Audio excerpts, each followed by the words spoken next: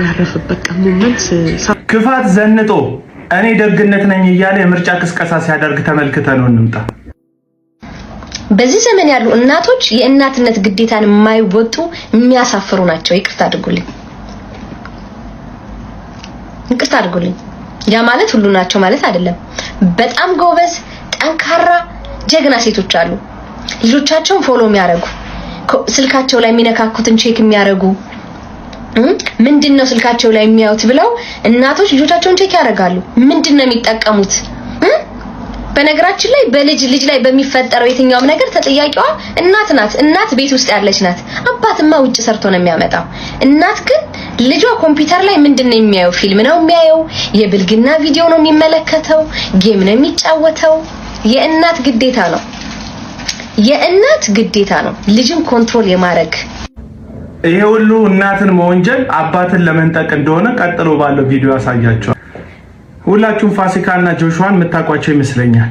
አንድ ሰሞን ከሁለት ዓመት በፊት ትንፋሽን ይዞ መቆየት የሚባል ቻሌንጅ እዚህ ቲክቶክ የሚባል ፕላትፎርም ላይ በተጀመረ ጊዜ እንደዚህ አይነት ቻሌንጅ ውስጥ እሳተፋለሁ ብሎ አደጋ ውስጥ እንደወደቀ ሆስፒታል ሊረዳ ሄዶ ደግሞ ህይወቱን እንዳጣ ይታወቃል። በዚህ ምክንያት ደግሞ ኢትዮጵያውያን፣ ኤርትራውያን ሁላችንም ከዚህ ቤተሰብ ጋር መልካምን ቃል በመናገር በጸሎትና በማጽናናት አብረናቸው እንደነበረ የቅርብ ጊዜ ትውስታ ነው እንደምታውቁት። እሱን ተከትለው ነው ይህቺ ሴት ፋሲካን ስለ ልጇ ማጣት የምትከሳት።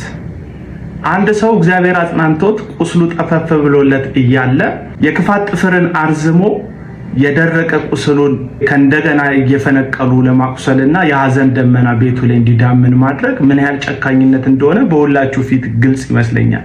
የዚህ ሁሉ ደግሞ ዋናው ዓላማ ዞይ የተባለ ቲክቶክ ላይ ጌም ለሚጫወቱ ሰዎች ሁሉ አንበሳ በማውረድ ስም ያተረፈ ግለሰብ ነው።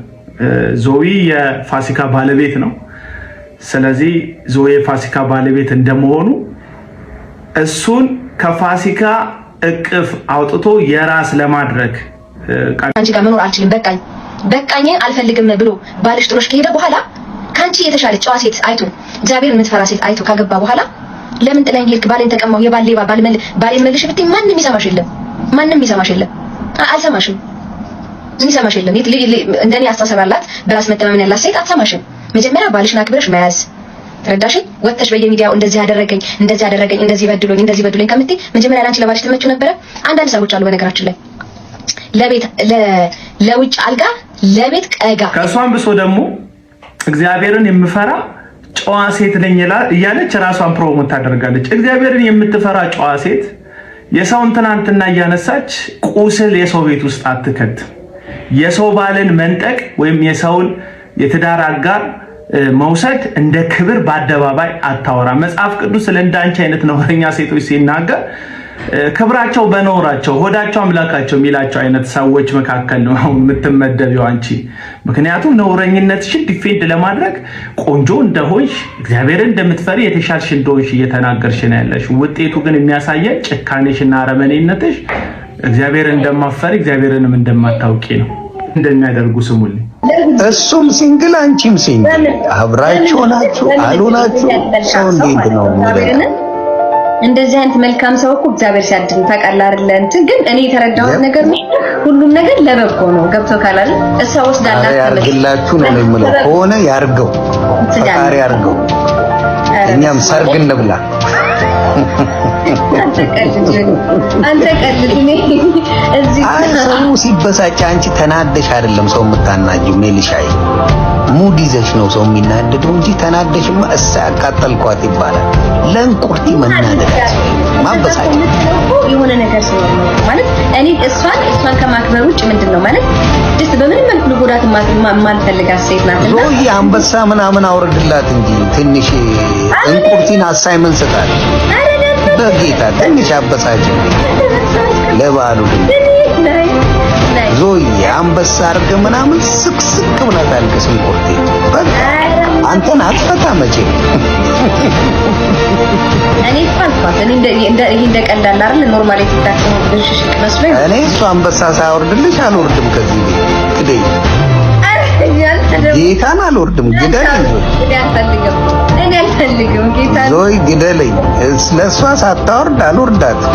እዚህ ነው የምቀመጠው። ለኔ ቆየኝ ችግር የለም። መች ፈታችሁ?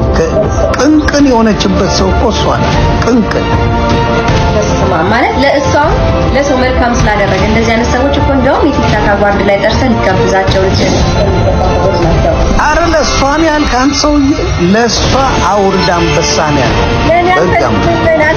አንበሳ በማውረድ የሰውን ልብ ማውረድና የሰውን ትናንት ማበላሸት እንደ ክብር ታይቶ በአደባባይ ልክ እንደ ዮናስ ሙሉነህ ህሊናቸውን ከጫማቸው በታች እየረገጡ ለሞተ ህሊናቸው ትክክለኝነት ሰውን ማናደድ ሀቅ እንደሆነ የሚሰማቸው ከንቱ ፍጥረቶች ናቸው እንደዚህ አይነት የሰው ቤት የሚበጠብጡት። እኔ በጣም ግን የተጽናናው ደስ ያለኝ ጀግና በሆነችው ልጇን በማጣት ከዛ በኋላ በራሳቸው ጉዳይ እንግዲህ አንዳንድ ትዳር ይበላሻል ወይ ሁሉም ሰው ትዳር ውስጥ ከፍጻሜ ይቆያል ማለት አይደለም። ሊበላሽ ይችላል ትዳር በኤኒሚስ መለያየትን እንደ ክርስቲያን ትክክል ነው ብዬ በምንም ሁኔታ ባላጸድቅም ሰዎች ግን ሊለያዩ ይችላሉ። በዚህ መካከል ላይ የገባችሁ ግን የሰውን ትናንትና የምታጨቀዩ ሰዎች ከናንተ በላይ ክፉ እንደሌለ ልነግራችሁ ነው። ፋሲካ ግን ይህንን መልእክት አስተላልፋልሻለች። አንቺ የሃይማኖት መልክ ይዘሽ የሰውን ህይወት ለማበላሸት የተነሳሽ እግዚአብሔርን እፈራለሁ የምትይ ጭራሽ እግዚአብሔርን ማታቂ እግዚአብሔርን መፍራት ባጠገብሽ ያልደረሰ ጨካኝ ሴት ማለት ነው።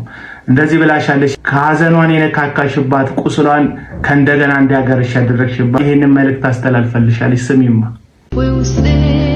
በህይወታችን ደጋግመው ቢመጡ ደስ የምንሰኝባቸው ቀኖች እንዳሉ ባይመጡ ብለን ደግሞ የምንመኛቸው ቀኖች አሉ። ሁለቱም ብንመኛቸው ግን እንደገና ደጋግሞ ያለፍንባቸውን ሁኔታዎች ማሳሰባቸው አይቀርም። እንዳይመጡ ወይም ደግሞ ባልሆኑ የምላቸው ቀናቶች ውስጥ እኔ ሶስት የምፈራቸው ቀኖች አሉ። አንደኛው ማርች 22 ነው። ልጄ ጆሺ አክሲደንት የደረሰበት ለኔ ቀኑ ሲመጣ ምን ያህል ድንጋጤ እንዳሳለፍኩ ምን አይነት ዱብዳ እንደወረደብኝ የነበረው ሞመንት ያደረኩት የሆንኩት ሁሉ ትዝ ስለሚለኝ ያን ቀን ማንበሸሸገኝ ብዬ ማልፈው ነው። ሁለተኛው ደግሞ ዛሬ ኤፕሪል 10 ከ19 ቀን ቆይታ በኋላ ቢተርፍልኝ ብዬ ናፈቅኩት ልጄ መሞቱን ያበሰሩኝ ከኔ የተለየበት ቀን ነው። እንዴት ይከብዳል! እንዴት ያማል መሰላችሁ እነዚህ ቀናቶች ሲመጡ። 19 ደግሞ ሲመጣ የቀበርኩበት ቀን ነውና የልደበቀላለው የሚፈጥርብኝ ስሜት አለ። እናት አይደለም ያቺ ለመድኳትን ባይን ዱብ አረጋታለሁ። ዛሬ በጠዋቱ የጆሺ ጓደኛው አብሮ አደግ ጓደኛው መጣና አበባ ሰጥቶ አቀፈኝ። አምሶሪ ያለኝ ተለቃቀስንና ይዛላ ይዟለኝ አለ አለኝ። አዎ አለ እኔ ጋር ነው እንጂ የሌለው በሰማይ አለ። ያረፈበት ቀን ሞመንት ሳስታውሰው ከባድ ነው። ሆስፒታል ውስጥ ኦክሲጅኑ ይነቀልለት ሲባል እኔ አላይም አልኩኝ። አንዳንዶች ኦክሲጅን ሲነቀልላቸው ህይወታቸው ይቀጥላል፣ አንዳንዶች ይሄዳል። የኔ ልጅ ሄደበት ታይም ነበርና ይዛኔ የተፈጠረው ሞመንት ከባድ ነው ለኔ። መውደቄ ትዝ ይለኛል። እንባይ ደረቀብኝ። ምን እንደሚባል ጠፋብኝ። ህልም መሰለኝ። እንደገና የሰጡን ደግሞ 30 ደቂቃ ብቻ አልቅሱና ውጡ ስለተባለ ሙሉ ቪዲዮዋን እንድትሰሚው ሜንሽን አደርግሻለሁ። እንደ እግዚአብሔር ያለ ማንም የለም ትላለች እሷ። አንቺ ጥፍርሽን አርዝመሽ ቁስሏን ለመውጋት በጣርሹ መጠን እሷ እግዚአብሔር ጋር እየተጣበቀች ነውና በሰው ትዳር፣ በሰው ህይወት፣ በሰው ትናንት እየገባችሁ የሰውን ዓለም ለማጨለም የምትፈልጉ ጨካኝ ሰዎች እጆቻችሁን ሰብስቡ ለማለት ነው ይህን ቪዲዮ የሰራሁት። ሰላም